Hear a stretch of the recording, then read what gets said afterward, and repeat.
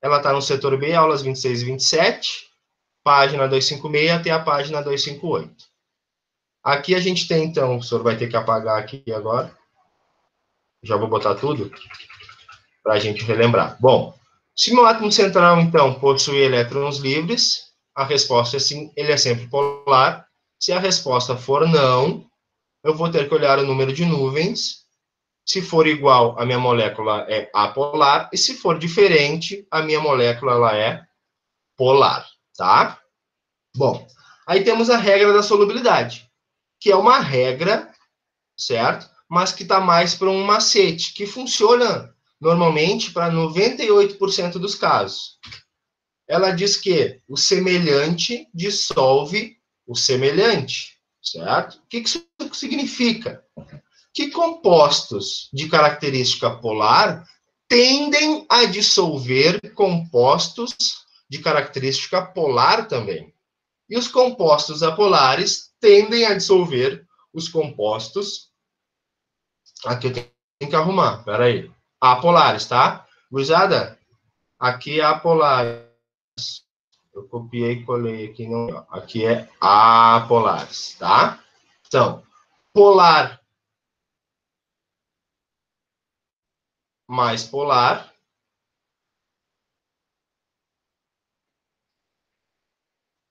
E apolar mais apolar. Tranquilo isso? Polar com polar, apolar com apolar. Então aqui a gente pode pensar, é vogal com vogal e consoante com consoante, certo? Apolar dissolve apolar e polar dissolve polar. Aqui isso traz uma ilustração para vocês que eu acho que a gente consegue enxergar. Quando eu tenho a solubilidade concluída, quando os meus compostos são solúveis um no outro, que eles têm esta semelhança de característica de polaridade, eu vou ter sempre uma mistura, ó, do tipo homogênea. Olha aqui, ó, eu tenho a mistura da água com o álcool. Os dois são compostos polares. Portanto, visualmente, eu tenho uma única fase aqui no primeiro frasquinho. Quando eu olho para a gasolina, eu também tenho dois compostos que são formadores de uma mistura homogênea. Só que neste caso, a gasolina e o querosene são dois compostos do tipo apolar. Por isso eles têm essa miscibilidade. É possível de ser solubilizado um no outro, certo? Quando agora eu misturo gasolina com água, eu já tenho aqui ó, uma mistura do tipo heterogênea. Eu não tenho mais essa miscibilidade. A água não consegue dissolver a gasolina, porque elas têm características bem diferentes. A água, por natureza, tem sua característica polar, e a gasolina, ela é altamente apolar. Certo? Dúvidas até aqui? Não. Não? Então tá. Bom, vamos adiante. Aí o senhor traz para vocês acho que é um quadrinho, né? Uma pegadinha, que diz assim, ó. Socorro, me ajude, estou me dissolvendo. Mas como? Os ursos são insolúveis. E aí você escreveu o que é polar. Então, o que eu quero dizer com essa figurinha? A água, aqui ó, o H2O, ela é polar. O urso sendo polar, o semelhante dissolve semelhante. Certo? Vamos adiante. Aqui, ó. O senhor traz de novo a figura da gasolina e da querosene.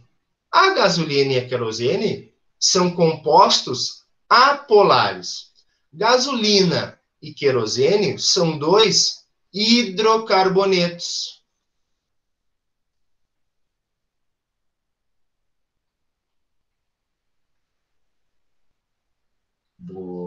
Que palavra grande. O que que isso quer dizer se eles são hidrocarbonetos? O que tem a ver? Eles são formados por hidrogênios e carbonos, certo? Uma grande quantidade de hidrogênios e carbonos. Portanto, existe sim uma diferença de eletronegatividade entre essa ligação química. Só que quando eu coloco mais outros carbonos e hidrogênios, as minhas moléculas, quando eu faço balanço de polaridade, quando eu faço balanço da diferença de eletronegatividade, acaba zerando. O vetor momento dipolar acaba se anulando. E, portanto, eu tenho moléculas de hidrocarbonetos que são sempre apolares, certo?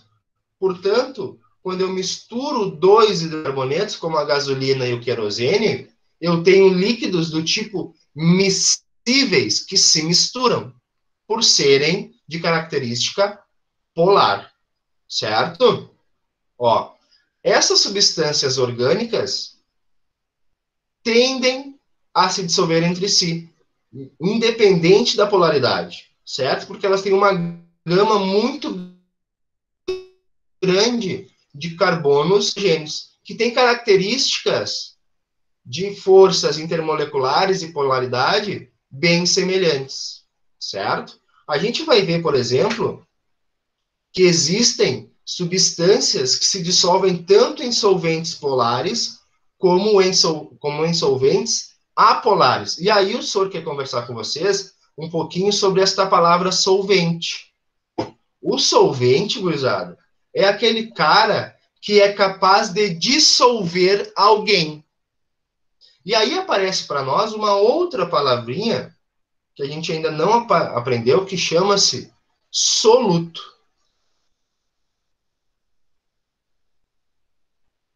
O soluto, alguém arrisca dizer quem é o soluto? Se o solvente é aquele cara que dissolve, o soluto é quem? É o que vai ser dissolvido. Muito bem, é o que vai ser dissolvido. Essa relação soluto e solvente, para ocorrer a dissolução, eu preciso que eles tenham características semelhantes. Ou pelo menos, numa gama geral de características, eu tenha uma ou duas características que seja possível, então, esta solubilidade entre eles, tá? Aqui, ó, o senhor quer chamar a tua atenção. O solvente vai ser sempre o cara que tiver maior quantidade, é o cara que está em maior quantidade. Lembra quando a gente estudou lá os gases, ou lá no começo do ano, que o senhor falou para vocês que o ar que a gente respira, ele é uma mistura gasosa, onde eu tenho lá um nitrogênio com em torno de 78%? O nitrogênio, nesse caso, ele é o solvente do ar atmosférico. Quando eu tenho aqui a água mais o álcool, normalmente a água, ela é o solvente. Tá? A água, muitas vezes, é chamada de solvente universal. E aí a gente tem que ter um cuidado. A água é o solvente universal para compostos polares, que têm a sua mesma característica. Certo? Aqui, um fato muito curioso. Entre a água... Deixa o senhor apagar aqui. Entre a água e o álcool comum, que é o etanol, certo? Vocês já devem ter ido no posto de gasolina e devem ter visto lá na bomba que está escrito etanol. O etanol é o álcool comum, é esse álcool que nós usamos para desinfetar agora no tempo de coronavírus, é o álcool gel. Todos esses álcoois são de etanol, certo? O etanol tem esta fórmula, ó. Esta é a fórmula do etanol. Se vocês verem aqui, ó, eu tenho lá carbono, hidrogênio, carbono, hidrogênio, carbono, hidrogênio, carbono, hidrogênio, carbono, hidrogênio, e eu tenho uma hidroxila, aqui, ó, um OH nesta região. Esta hidroxila é a parte polar do álcool. Porque eu tenho aqui, ó, 2 pares de elétrons livres na hidroxila, no oxigênio. Esta hidroxila, além de ser polar, ela é capaz de fazer ligações de hidrogênio. É ela que une as moléculas de álcool umas às outras. Não esquece que as ligações de hidrogênio são forças de interação extremamente altas e só aparecem em moléculas com características polares, certo? Já aqui desse lado, eu tenho uma parte apolar. E aí o que o senhor quer chamar a tua atenção? Tu consegue enxergar que esse álcool, o etanol, ele tem 2 características de polaridade? Uma parte onde eu tenho a parte do hidrocarboneto, que é só carbonos e hidrogênios, e uma hidroxila que é polar. Consegue enxergar isso? Fala comigo. Vou sortear um para falar comigo. Sim, professor. Obrigado, Thiago. Foi o Thiago, né? Foi, né? Então, olha só. 2 coisas eu preciso me ligar. Primeiro, se eu aumentar esta cadeia aqui, ó, aumentar a parte apolar, menor a chance da minha substância se dissolver em algo polar. Quanto maior a cadeia apolar, maior a característica de apolaridade da minha molécula. Feito? 2 coisas podem aumentar a característica polar de uma molécula mista. O número de hidroxilas, quanto maior o número de hidroxilas que eu tiver, maior o caráter polar da minha molécula. Certo? Ou se eu tiver um halogênio na minha molécula. Os halogênios também vão causar uma diferença de eletronegatividade bem acentuada, causando uma região de polaridade também na minha molécula. Certo? Então, te liga, eu posso ter em moléculas regiões apolares e regiões polares. Tranquilo isso? Sim ou não? Aqui, ó, o senhor traz para vocês outra molécula, uma molécula que tem uma cadeia em azul aqui, uma parte bem apolar, certo? E uma parte pequena em laranja, polar, certo? Esta parte polar, ela é, olha uma palavra nova, hidrofílica, que gosta de água, certo? Interage com a água, ou seja, interage com compostos de característica polar. A parte apolar, ela é hidrofóbica ou hidrófoba, que não gosta de água, certo? Tranquilo? Sim. Sim. Então te liga. 2 partezinhas dessas palavras são importantes, ó. Esse fílica é que gosta, tá? E aí depende do que aparece aqui. E foba é que não gosta. Certo? Vamos adiante que vai aparecer de novo para nós, ó. Então, quanto maior a parte apolar, menor será a solubilidade em água desses compostos, tá? Se eu comparar lá com álcool, esse aqui é bem menos solúvel em água do que o álcool. Feito? Olha aqui, ó. A gasolina e a água são líquidos immiscíveis que não se misturam, certo? Então, eles são hidrofóbicos, certo? A gasolina é um líquido hidrofóbico que não gosta de água. Essa figurinha vocês já conhecem, né? Fala do óleo, mas a gente pode pensar na gasolina também, certo? Então te liga, Aqui o senhor quer fazer um gancho com vocês. Óleos e gorduras têm sempre uma característica muito importante. Eles são sempre apolares. Meu Deus. Vocês conseguem enxergar o que está escrito aqui? Conseguem entender o que eu escrevi? Sim, acho que sim. Se Tá. olhar bem, Ficou horrível. Hã? se olhar bem, assim, tentar imaginar, Escrever de novo. Vou apagar e escrever de não novo. precisa dar pra ver. Não, escreva rapidinho. É que escrever com... Vocês já tentaram escrever com mouse? Não. É horrível.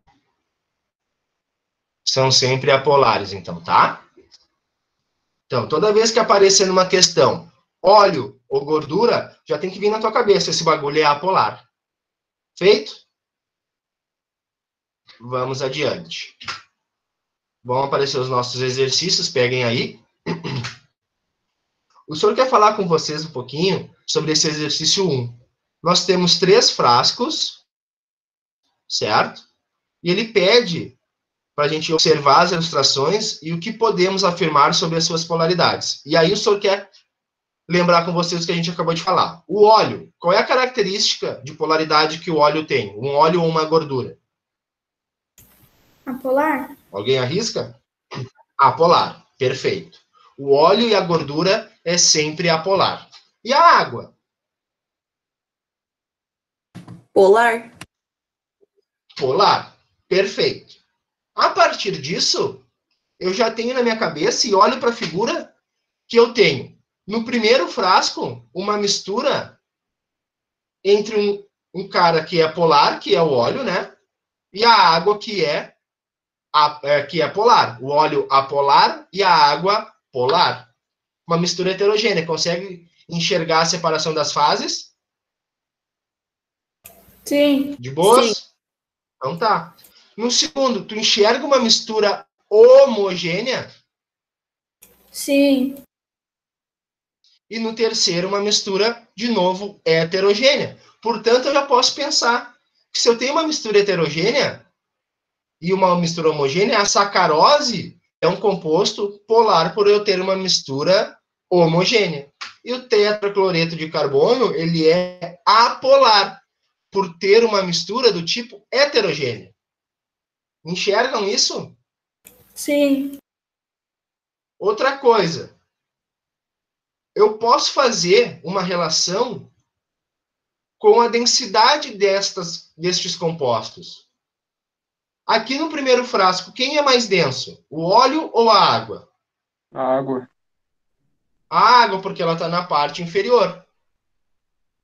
Aqui no terceiro frasco, quem é o mais denso? Tetracloreto de carbono. Isso aí. Então, ele está na parte inferior. Por isso ele é o mais denso. Feito? De boas isso? Sim. Sim. Então vamos adiante. Olha aqui, ó. Fazendo o gancho que o senhor falou com vocês. Eu tenho 3 frascos novamente. Um frasco que tem 6 ml, um frasco que tem 10 ml e um frasco que tem 13 ml. E aí ele diz, em um laboratório, um químico acrescentou 3 recipientes, em 3 recipientes idênticos, massas iguais de tetracloreto, água e etanol, conforme se pode observar na figura a seguir. Qual das 3 substâncias apresenta a maior densidade? Essa é a pergunta. Senhor, como é que eu vou saber? Está aqui a fórmula da densidade. A densidade não é a relação entre a massa e o volume ocupado de um líquido?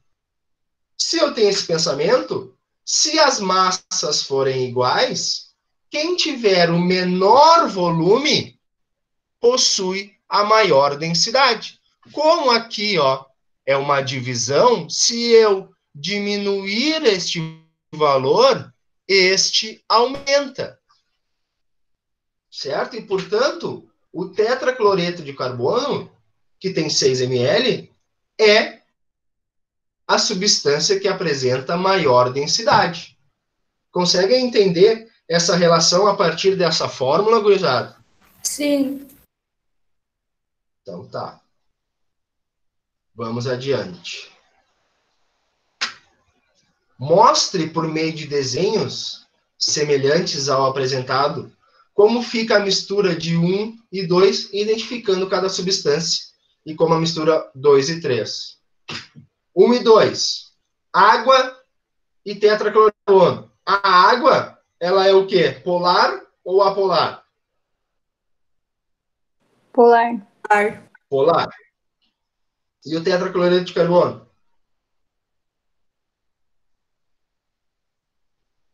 Apolar, falamos antes. Certo? Então, aqui eu tenho que fazer um desenho com uma mistura do tipo heterogênea. E eu tenho já esse desenho aqui. Ó. Tá aqui, ó. Lá eu tenho que fazer esse desenho, tá bom?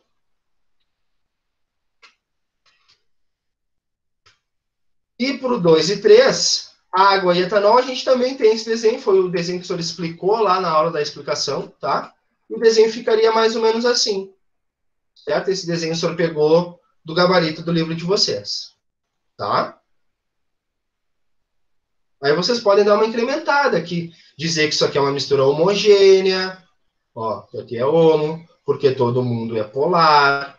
Aqui é heterogênea, porque eu tenho a água polar e o tetracloreto de carbono apolar. O tetracloreto está embaixo porque ele é mais denso. E assim por diante. Feito? Dúvidas nesse? Tem alguma? Não? Não. Então vamos adiante. O C.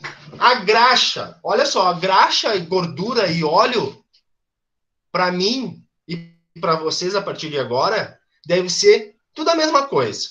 É claro que são coisas diferentes, mas quanto à polaridade, é tudo a mesma coisa. A graxa, lubrificante, ela é um hidrocarboneto, como diz o texto, certo? Formado aqui, ó, por 26 carbonos e 54 hidrogênios. Formados, portanto, só por carbonos e hidrogênios. E aí eu não tenho uma diferença de eletronegatividade global dentro dessa minha molécula. Portanto, ela é uma molécula apolar, certo? E aí, ele pergunta para nós qual dos 3 solventes que apareceram antes lá, tetracloreto, água e álcool, qual seria capaz de remover uma mancha de graxa de uma camiseta? O que teria maior possibilidade de remover essa mancha é o cara que é bem apolar, que é o tetracloreto de carbono. Não esquece que o álcool tem uma partezinha polar lá na sua molécula. E o tetracloreto de carbono, ele é bem apolar. Feito? Dúvidas? Não. Então tá. Ó, aqui ele nos dá o 3, ó. Considere as afirmações para os álcoois representados a seguir. Quanto maior o número de átomos de carbono, maior será seu caráter apolar. Perfeito. Sendo assim, qual o álcool mais solúvel em água? Justifique. Gurizada, se vocês olharem para esses álcoois aqui, ó, todos eles têm uma hidroxila. Então, teoricamente, eles deveriam ser solúveis em água, por poderem fazer ligação de hidrogênio com a água, por ter essa partezinha bem polar aqui na molécula. Mas o que muda esta característica de polaridade dessas moléculas? É essa parte aqui, ó. Quanto maior for essa partezinha, pior é a solubilidade, maior em água, né? Maior a característica apolar da minha molécula. Portanto, esse que é o menorzinho, que é o cara que é mais solúvel em água, por possuir a menor parte apolar. Tranquilo?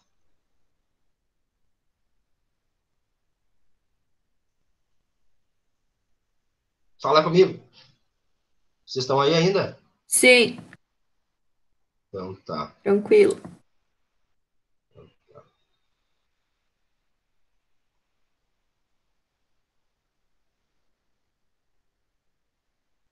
Teve gente que saiu da aula. Caio.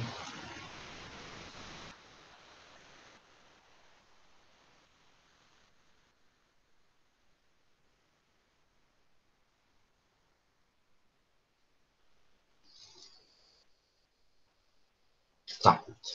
Então aí o senhor quer dizer mais uma coisa para vocês, que esses dois álcoois, a água e o etanol, eles têm um negócio que a gente chama de miscibilidade infinita. O que isso significa?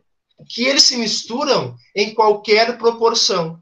1 litro para 1 litro, 100 ml para 100 ml, 1 milhão de litros para 1 milhão de litros. Certo? Vamos adiante. 4. As vitaminas são substâncias essenciais para o organismo humano, porém não são sintetizadas por ele. Observe a estrutura das vitaminas a seguir e responda as perguntas. A primeira pergunta é: qual vitamina faz maior número de ligações de pontes de hidrogênio? Aí eu preciso me ligar que a primeira, eu não tenho nenhum cara que é possível fazer HFON. Tá vendo? Lembra lá do HFON? Aqui, na vitamina C, eu tenho 1 hidroxila, 2 hidroxilas, 3 hidroxilas e 4 hidroxilas. Portanto, na vitamina C, eu tenho 4 possibilidades de fazer ligação de hidrogênio, porque eu tenho 4 hidroxilas. E estas 4 hidroxilas me dão 4 regiões de polaridade na vitamina C. Diferente da vitamina A, que ela é bem apolar.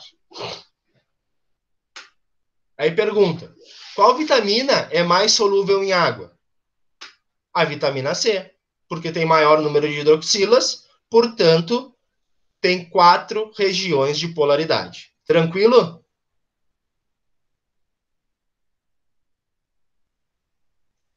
Então aí ainda estão vivos? Sim. Então tá. Vamos adiante. A C fala: qual é a vitamina mais solúvel em óleo? Qual que é a apolar? A vitamina A. Alguém arrisca me dizer? A vitamina A, tá aí. É uma molécula extremamente apolar. Se vocês olharem, ó, é só carbono com hidrogênio, tá vendo? Só carbono com hidrogênio. Então ela é bem, bem, bem apolar. Foi? Dúvidas nesse? Não. Então tá. O 5. A capacidade de limpeza e eficiência de um sabão depende de suas propriedades de formar micelas que arrastam com dificuldade as moléculas impregnadas no material a ser limpo. Tais micelas têm em sua estrutura partes capazes de interagir com substâncias polares, como água, e partes de interagir com substâncias apolares, como gorduras e óleos. A substância capaz de formar as estruturas mencionadas é esta. Vou passar bem rápido, bem aquele negócio, postei e saí correndo, porque a questão de desafio fala sobre isso. Tá? Vocês vão ter que me explicar melhor esse negócio. Aqui, no processo de industrialização da mamona, além do óleo que contém vários ácidos graxos, ó, graxa, gordura, apolar, é obtida uma massa orgânica conhecida como torta de mamona. Esta massa tem potencial para ser utilizada como fertilizante para o solo e como complemento em rações animais devido ao seu elevado valor proteico. No entanto, a torta apresenta compostos tóxicos e alergênicos, diferentemente do óleo de mamona. Para que a torta possa ser utilizada na alimentação animal, é necessário um processo de descontaminação. A característica presente na substância tóxica e alergênica que inviabiliza a solubilização no óleo de mamona é: se é impossível solubilizar no óleo, é porque ele gosta de gordura? Sim ou não? Não. Não. É porque ele gosta de água. Tá aqui, ó. Hidrofilia. Hipocromia, pouco cromo. Cromatofilia, gostar de cromato. Hiperpolarização, eu não tenho em moléculas apolares hiperpolarização. Certo? Dúvidas nesse? Não. Então tá. O óleo é sempre apolar. O senhor quer que vocês façam, então, as atividades do em casa, lá no portal, certo? Também não precisa ter muita pressa, vão devagar, vão fazendo aos poucos, certo?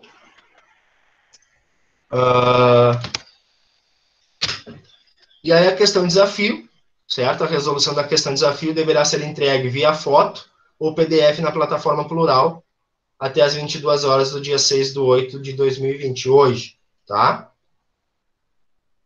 E aí a questão de desafio é o seguinte, é uma pergunta. Se o sabão é feito basicamente de óleos vegetais e gorduras animais, como é capaz de limpar superfícies engorduradas e interagir com a água ao mesmo tempo? Aí o senhor quer que vocês demonstrem a estrutura do sabão e a reação de formação. Qual é essa reação de formação que eu quero? A reação genérica, onde eu tenho um óleo mais alguém dando sabão e mais alguma coisa, certo? Pode escrever isso. E aí, eu quero que vocês me mandem por foto ou por PDF. Alguém não entendeu isso?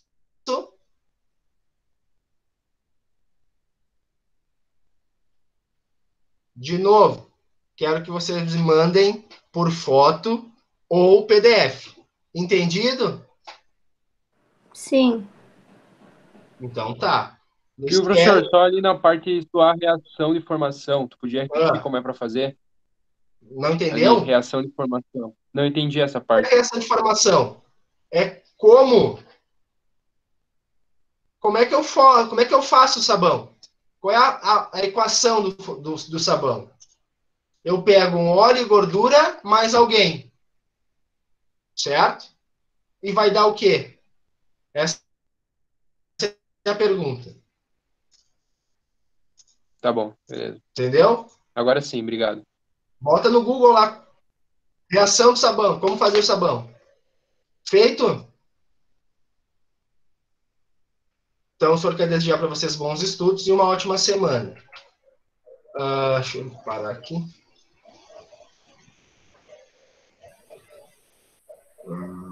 Vamos parar a gravação.